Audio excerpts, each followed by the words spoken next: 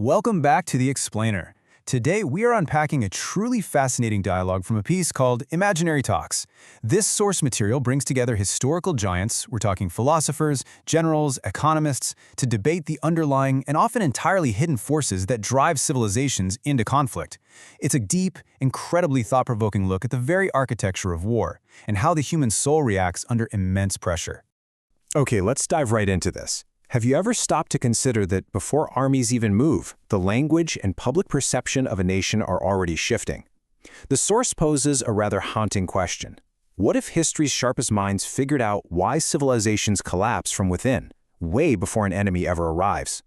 Long before the actual fighting starts, the words change. Leaders start talking about destiny, absolute necessity, and security. Fear starts to spread like wildfire. And it's actually in this invisible space that the real foundation for conflict is built. To wrap our heads around how this happens, here's our roadmap for today. We'll look at the lie behind war, profiting from conflict, the trap of permanent emergencies, when strategy becomes evil, the collapse from within, and finally, a path to recovery. Section 1. The lie behind war. Can an empire actually tell the truth? The source drops us right into this brilliant philosophical dilemma, debated by thinkers like the ancient historian Thucydides and the political philosopher Hannah Arendt. They argue there's a massive gap between the story a government tells its citizens, the public reason, and the actual fears it's hiding, which is the real reason. You know, Thucydides pointed out that while leaders give these grand speeches about honor and justice, underneath all that is usually just a terrifying fear of decline. And this brilliantly illustrates that exact split. You've got the noble, public justifications on one hand, moral duty, defending freedom, restoring order. Sounds great, right? But then you have the cold, calculated, strategic realities on the other. The fear of decline, the absolute need to control energy, preserving a currency, or just basic survival of the empire. As Hannah Arendt points out, the real danger is when we, the citizens, just happily accept that moral language, because, honestly, we'd rather not know about the strategic realities. Which brings us perfectly to the writer George Orwell. He hammers home this idea that whoever controls the vocabulary can make people accept pretty much anything. By wrapping strategic motives in this thick moral fog, governments can totally mask the ugly realities on the ground. Bombing magically becomes security. Occupation becomes stabilization. The very first battlefield isn't land, it's literally the dictionary. Moving to Section 2, Profiting from the Conflict. This explores what happens when conflict becomes a business model. This brings up a pretty dark question. Can peace possibly survive when massive institutions, weapons companies, banks, media networks, and even political careers are quietly benefiting from a prolonged crisis? John Maynard Keynes is imagined pointing this out in the dialogue. He says war completely reorganizes an economy. It creates immediate urgency, expands factories, and explodes debt. Suddenly, entire economic sectors are relying on the crisis, literally never ending. To put that into perspective, the text brings in General Smedley Butler, a highly decorated U.S. Marine, who famously and bluntly said, "War is a racket." He saw firsthand how ordinary soldiers and taxpayers pay the ultimate price, while folks far from the battlefield just grow insanely rich. If a nation builds too many fortunes around conflicts, well, peace just becomes bad business. So how do we avoid just becoming powerless spectators in all this? The dialogue maps out three vital layers of responsibility. First up is personal conscience. Thinkers like Simone Weil argue this means actively refusing to look away from the suffering. Second is public resistance, championed by figures like Martin Luther King Jr., which means demanding real accountability for exactly who is profiting.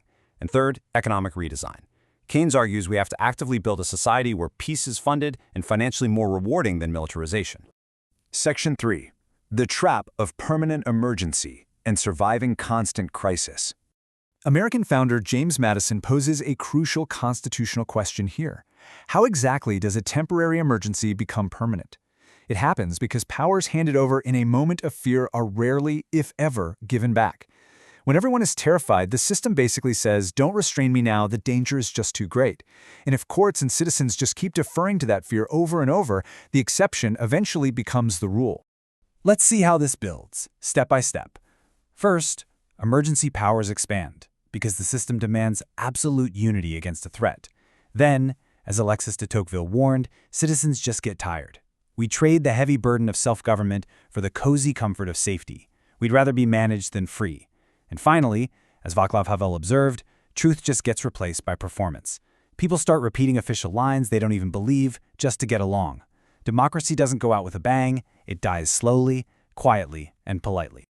Section 4. When strategy becomes evil.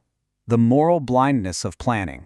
The core question here is, at what point does strategic thinking cross the line and become morally blind? How do leaders balance maps, resources, and leverage points without entirely losing their grip on human dignity?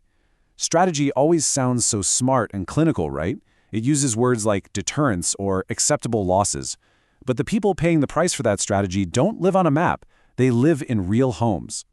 Take a look at this contrast. Former U.S. Secretary of Defense Robert McNamara talked about the intoxicating illusion of control you get from raw metrics, things like tonnage dropped, casualty ratios, pressure points. But those numbers completely filter out the messy, breathing human reality, the refugee camps, the destroyed villages, the civilian grief. Strategy essentially becomes morally blind the very second that measurement replaces wisdom. Novelist Leo Tolstoy gave us a profound warning about this exact trap. He said, "The map is flat, the human soul is not." Strategy actively crosses the line into evil the moment it starts treating human beings as disposable material, taking immense living sorrow and reducing it into a flat, lifeless diagram. Section 5. The collapse from within. The inner emptiness of an empire. This sets up what might be the ultimate historical debate. What is the absolute biggest threat to a civilization? Is it the enemy standing at the gates, or is it a weakness growing inside its own spirit? A lot of the thinkers in this text argue that an outside enemy is usually only successful because inner decay has already done all the heavy lifting.